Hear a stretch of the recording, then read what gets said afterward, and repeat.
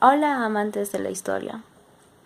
Desde pequeños, las escuelas nos han enseñado de que el 28 de julio de 1821 el general don José de San Martín proclamó la independencia del Perú y de ahí se soltó lo que vendría a ser la emancipación española y los peruanos por fin pudimos ser libres e independientes. Pero, ¿qué tuvo que pasar para que la independencia del Perú se diera? Hay que saber de qué fueron los largos sucesos que tuvieron que pasar para que los peruanos pudiéramos ser libres el 28 de julio. Por distintas opiniones y expertos analistas consideran que se consolidó recién cuando se ganaron las batallas de Junín y Ayacucho. Por eso se ha llegado a argumentar que la fecha de las fiestas patrias deberían ser otras, como por ejemplo el 9 de diciembre por la batalla de Ayacucho de 1824, o un 20 de septiembre por la iniciación del primer Congreso del Perú en 1822, el cual fue el acto del nacimiento de la República del Perú. El 28 de julio hay que recordar que es una fecha que se ha impuesto en la cultura popular peruana, y es que ahora ya es muy difícil cambiar esta fecha, ya que fue tan importante ese suceso que nunca pudo haber sido olvidado por los peruanos de esa época. Jamás. A tal punto que las fechas que algunos expertos consideran que debería celebrarse anteriormente mencionado no se pueden dar, ya que la fecha actual que celebramos es de forma de cultural y tradicional, que engloba el 28 de julio. Así sea el día de la proclamación de la independencia. Cada año la festejamos, es un hecho impuesto, y además de que este año 2023 se cumplen 202 años de independencia peruana, el tan mentado bicentenario. Así que en esta ocasión hablaremos de los acontecimientos que nos condujeron a esta fecha. Vamos a retroceder el tiempo, llegando a los principios del siglo XIX, comenzando en los años 1800. Ya había ocurrido la Revolución Francesa en Europa. Las reformas borbónicas habían acabado, ocasionando que los criollos desarrollen pensamientos independistas luego de la independencia en Estados Unidos que había ocurrido en 1776. Mientras que en Europa pasaba por la era napoleónica, o sea, la invasión de Napoleón en la península ibérica, en la cual el emperador Napoleón quería poner a su hermano José Bonaparte como rey de España. Luego aparecieron las Cortes de Cádiz y la Constitución Liberal de Cádiz. Toda esta crisis política que había surgido en el Imperio español, sumado al descontento de los criollos en Perú, y esto también sumado a las ideas liberales revolucionistas por los modelos de Estados Unidos y Francia, todo eso inició consigo las guerras independistas en Sudamérica. Lo primero que hicieron los patriotas fue crear juntas de gobierno.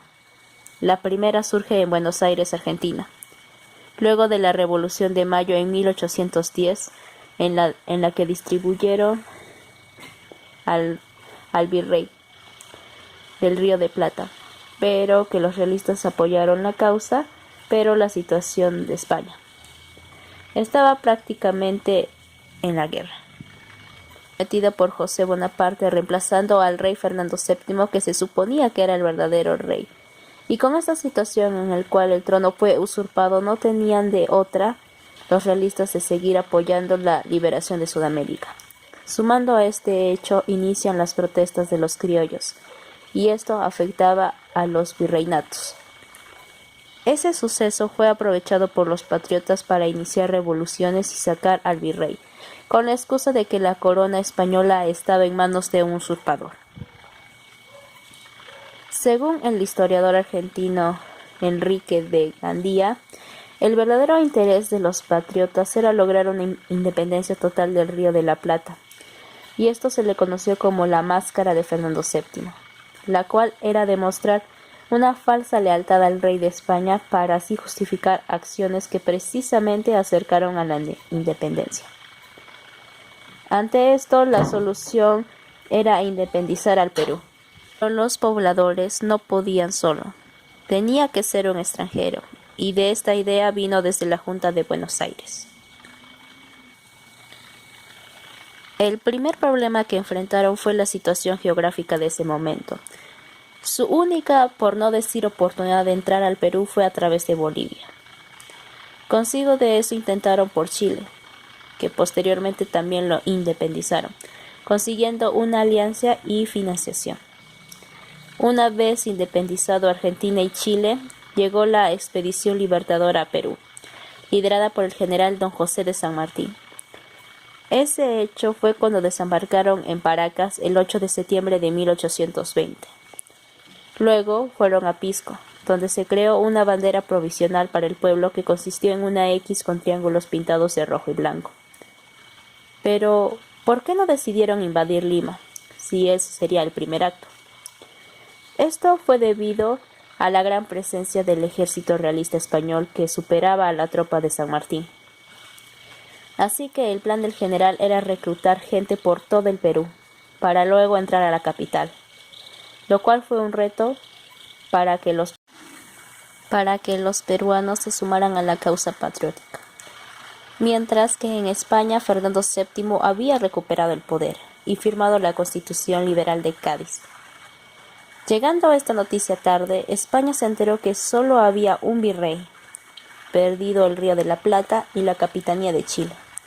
Ante estos sucesos dieron órdenes al virrey de Perú para poder entablar diálogos con los patriotas peruanos con el fin de llegar a un acuerdo. Con esto pasó el suceso de las conferencias de Miraflores, que fue la negociación ante los patriotas de San Martín y el gobierno del virreinato a las afueras de Lima. Hay que recordar que Lima era pequeño y en ese momento cercado con murallas. El virrey de ese entonces era Joaquín de la Pezuela, y según el historiador de las Contreras Pezuela, este hecho no era de negociar, por cómo era España. Tal vez se hubiera puesto condiciones absurdas por cómo era en España en ese momento, y de ese paso fracasó las negociaciones de Miraflores. Después de este acto, San Martín prosiguió con la parte bélica de su plan, la batalla de Pasco. Envía a Álvarez de Arenales a batallar en la sierra, mientras Tomás O'Shea bloqueaba los puertos marítimos. Álvarez ganó la batalla de Cerro de Pasco en diciembre de 1820. Luego el ejército patriota se estableció en Guará, como punto estratégico que le daba acceso al norte. Ya en el norte se aliaron con el marqués de la Torre Tasle y gracias a todo el norte se consolidó como un bastión patriota. La independencia de la Intendencia de Trujillo se proclamó el 29 de diciembre de 1820.